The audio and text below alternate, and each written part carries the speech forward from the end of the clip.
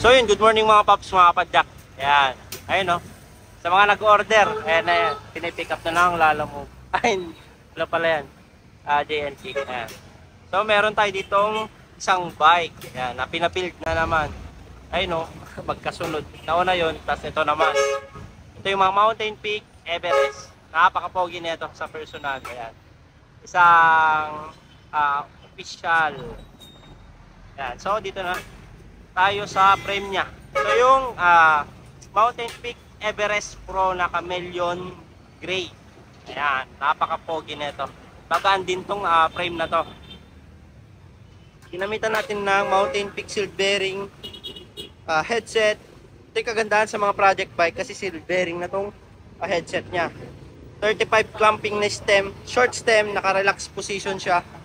Ayan, combination to ng gray and black. Ayan. Ginamitan din natin ng Mountain Peak Low Rise handlebar. Pag mga ganitong setup, naka-relax position to, hindi to masakit sa likod. Ayan. Kagandahan pag sa Mountain Peak, mayroon siyang back sweep. Ayan.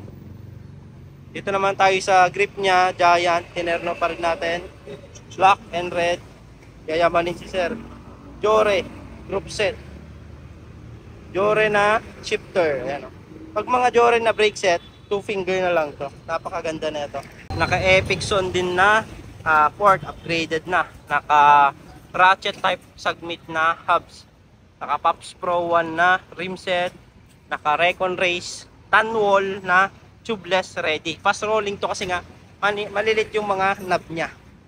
Yan, naka-Shimano rotors. Dito naman tayo sa upuan niya. Naka malambot na upuan. Ayan. Naka-Saturn yung seat post dual lock. Tinerno pa rin natin sa accent niya na red seat clamp. Dito naman tayo sa may pedal niya.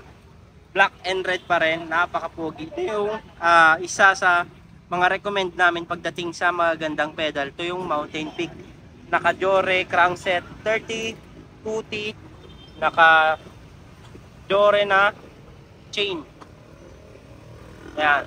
Ito naman tayo sa sprocket niya, pang matulin na 10 teeth to 51. Pang ahon. Jore M6100, syempre may clutch yan. Ayan. Dito naman tayo sa hubs niya.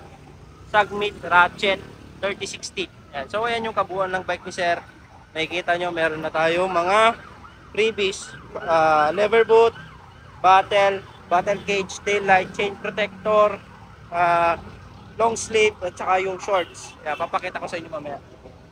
Yan, napaka-pogi na bike. Yan, kung gusto niyo magpa-build, yan, visit lang kayo sa Pops Bike Shop.